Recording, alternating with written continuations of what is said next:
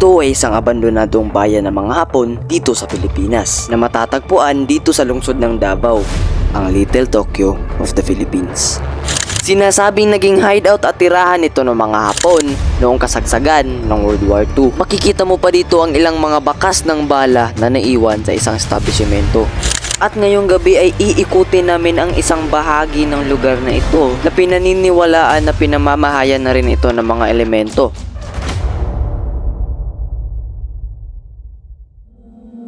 So ngayon guys, nandito na kami ngayon sa mismong location. Hindi pa kami mag-explore ngayon kasi mamayang gabi pa, kapag dumilim na, doon namin i-attempt na mag-explore dito sa lugar na to.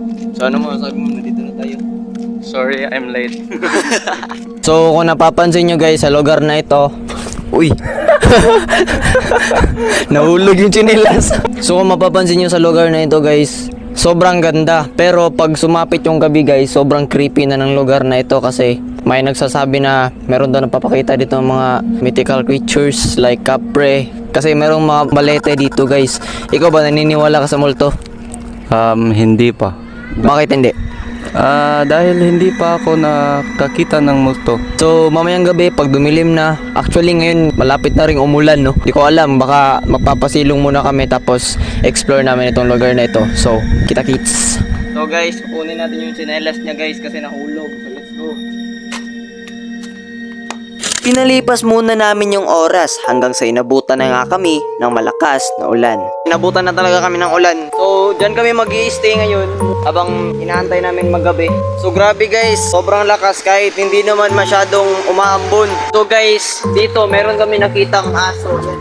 Lalamig ata yung aso guys. Aantayin natin maggabi bago natin explore itong lugar na ito. Tinitiis namin ang biglang paglamig ng paligid dahil sa biglaang paglakas ng ulan habang iniintay naming dumilim. It reminds me that it's not so bad.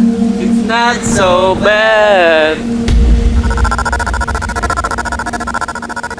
Kita nyo naman yung ulan. Tumigil na rin yung ulan. Siguro mga ilang saglit lang, explore natin yung paligid. So meron kaming dalang flashlight dito. Kaso medyo mahina to. So gagamit tayo ng cellphone. So babalik muna tayo dun sa taas. So guys, nandito na kami ngayon sa taas. Medyo dumidilim na rin. So mga maya-maya, explore natin yung paligid. Nagpahinga muna kami saglit hanggang sa binalot na nga ng dilim ang buong paligid. So guys, ngayon as you can see, padilim na. So explore natin yung lugar. So feeling ko dito banda may tumutunog. So puntahan natin.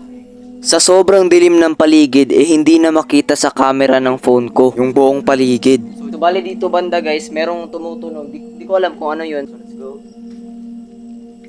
So first time ko mapagabi sa lugar na ito, no? So di natin sure kung ano ba talaga yung meron dito.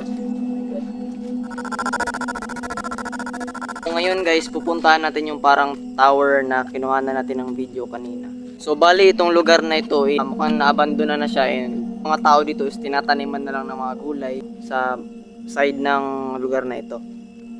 So dito natin unang i-explore guys. Dito sa bahaging ito ay medyo bumibigat na rin yung pakiramdam ko. So as you can see here guys, medyo ano siya, medyo maraming sira yung lugar na ito. Napapansin ko rin na meron din mga nakadrawing dito.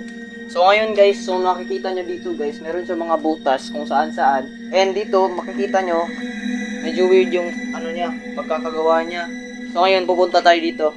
So medyo ano guys, matubig yung daanan. So as you can see here guys, nandito tayo ngayon sa ano, yung parang tower na sinasabi ko sa inyo. Ayan.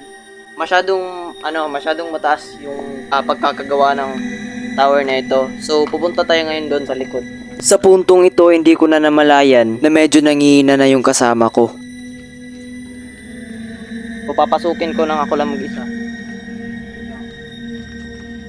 So ang yung nakikita ko dito guys is masyado siyang maliit. Tapos may mga butas sa ibabaw. Ayan o. So hindi masyadong makita sa camera. So ngayon guys, nandito naman ako sa anong tawag dito? Hindi ko alam kasi napaka-weird ng mga structure ng dito, ng mga cements. Hanggang guys. Medyo kakaiba na yung nararamdaman ng kasama ko kaya hindi na siya makapag-video ng maayos. Video. As you can see here guys, medyo weird yung pagkakagawa. Yes. Ito ba nga video? Di ba? Medyo nawawala na siya sa focus at hindi niya na malaman kung saan itututok yung camera. So kung makikita nyo dito guys, parang may sumisilip sa atin pero wag na natin i-mind yan kasi hindi naman tayo naniniwala sa multo eh. Tara nga video. Hindi ko na alam kung ano na nangyayari sa kanya pero nagpatuloy pa rin kami. Kasi hindi naman tayo naniniwala sa multo, di ba? Naluya lagi ka. Ha? Naluya lagi ka. Lambot lang. Ito guys, dito banda. Medyo weird din yung structure niya. So ngayon guys, tapos na nating ma-explore yung lugar. Pupunta na naman tayo sa exit. Dito medyo weird yung makikita natin dito kasi dito yung yung parang malaking building na merong parang maraming butas-butas. Kasi ayun, gawa siguro ng mga bala ng baril. Dito tara. Ito na yung daanan papuntang exit. So ngayon, tarong nga. Ngayon, lalabas na rin tayo sa lugar na ito. So ito yung sinasabi ko na building guys. Taas. Sa sobrang laki ng building na to guys, di namin kayang explore to kasi meron kasing doon, merong gate tapos di kami pwedeng pumasok kasi meron na nakatanim na mga gulay. So ayun. Medyo kakaiba na rin yung nararamdaman ko sa lugar na ito kaya napagpasyahan na lang namin na umalis na.